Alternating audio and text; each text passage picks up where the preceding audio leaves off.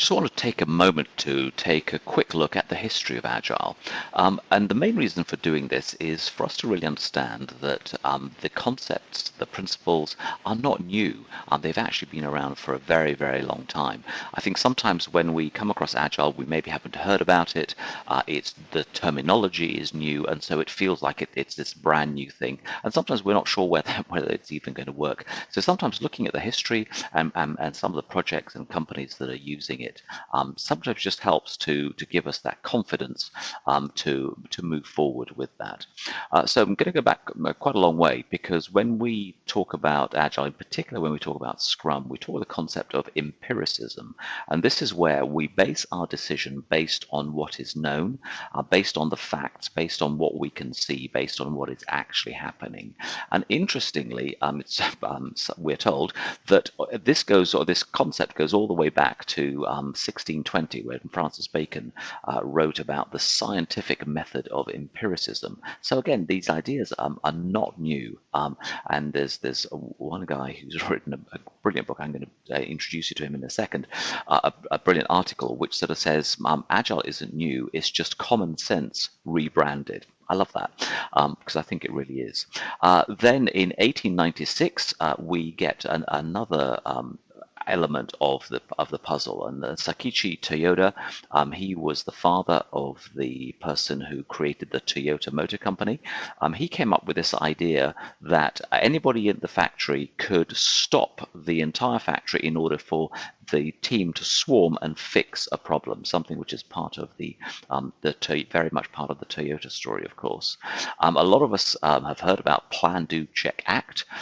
In fact, Plan, Do, Study, Act was what Edward Deming originally came up with back in 1938, so a long, long time ago again. And as we are talking through these, as we're going through these pathways together and we're talking about this, you will, of course, realize that a lot of what we have to do is not to do with the frameworks and the practices, but a lot more to do with the attitudes and behaviors of how we approach things, in particular the mindset. And a lot of things that we will be focusing on comes from the Human Side of Enterprise, written by Douglas McGregor back in 1960, where he talks about Theory X and Theory Y.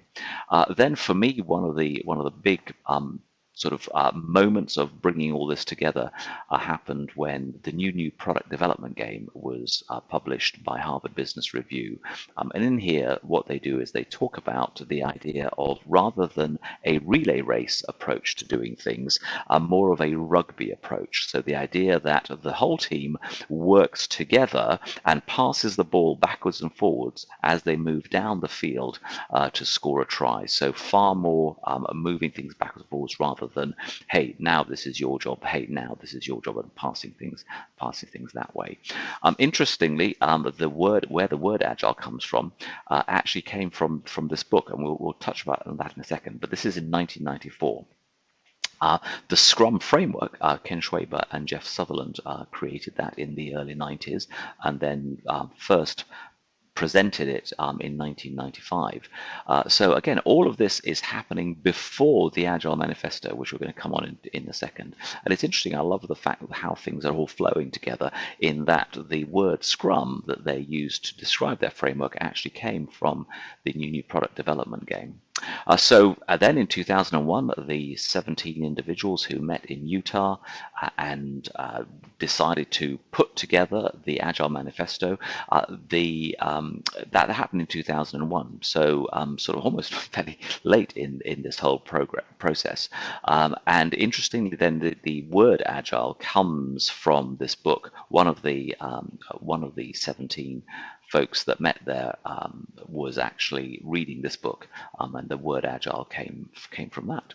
And then more recently, Stephen Denning has written about the age of agile, and now we're getting a lot more sort of literature and commentary, videos and teaching around this, returning back to the idea that Agile is for everything, and Agile is for everyone. And it's really interesting to see where we're going to go next with this. So many people now working on this and collaborating. So, you'd expect some of these companies to be using Agile, of course, famously, including maybe Tesla. But probably what we don't know is that there are some other companies that are also using it. So Toyota and Volkswagen, for example, the elements of what they're doing has Agile in it. And of course, the Toyota manufacturing principles that we've already talked about, that's part of the Agile universe, if you will, part of the Agile story. But also Saab Aerospace, they actually build jet airplanes using Scrum. And I'm going to put some links into this section of the pathway so that you can actually read these articles yourself, rather than rely on me giving you that. ING, a bank, this is one of the most famously successful agile transformations. And then we've got various governments around the world, so the UK government, the American government. Again, not necessarily in its entirety, but in some really interesting pockets and some really great examples of it, and some really great examples of also how not to do it, not just from them, but from everywhere. And it's important that we understand why things have gone wrong as well. This one was an interesting one. We always say, "Oh, Agile is for software." So no, it's not. it's for everything. And there's some great stories about so Bosch as well, about how they actually transformed and what they did. And more recently, I've been reading about BP, who are sort of also going through their transformation. I think at this point they've been doing this for about 4 years now. And they're continuing to move forward with that, which is really interesting. So some projects, that gentleman that I mentioned, I don't know how to pronounce his name, but I'm going to put this link into the file. He talks about 3 interesting projects in this article where he says Agile is new, it's just common sense rebranded. He talks about the Polaris submarine as an example of this. It was the original plan suggested it would take 9 years to deliver. They're actually able to deliver it in 3. And what I like about this story is the fact that the plans that they produced to get the funding are the plans that a lot of people now teach to say this is how to do the perfect project. Actually, according to the article, they didn't use those plans. They actually did things in a far more agile way, which is kind of fun. So interesting to read these things. They're short little articles, but tell us a little bit about it. Lockheed Martin as well, interesting. You wouldn't expect that to happen. And one that really surprised me, and I'm learning more about this all the time, is the Empire State Building. It was built in 13 months. There's some pictures there of actually the outside building element of it only took 6 months to do. So things are happening really, really fast. And again, worth reading to understand what aspects of agility were used to do these. These are the references. You'll find those in the links as we go through. It's really good to just get lots and lots of different inputs and different ideas. It doesn't take long to absorb this information. And what we're trying to do through the Agile pathways is to actually help us to build it in stages, build it incrementally, build on the foundation, because the more we know, the more we understand, the better it's going to be, and the stronger we're going to be in applying these things, and the more confident we're going to be in helping others as well to come along on this journey with us.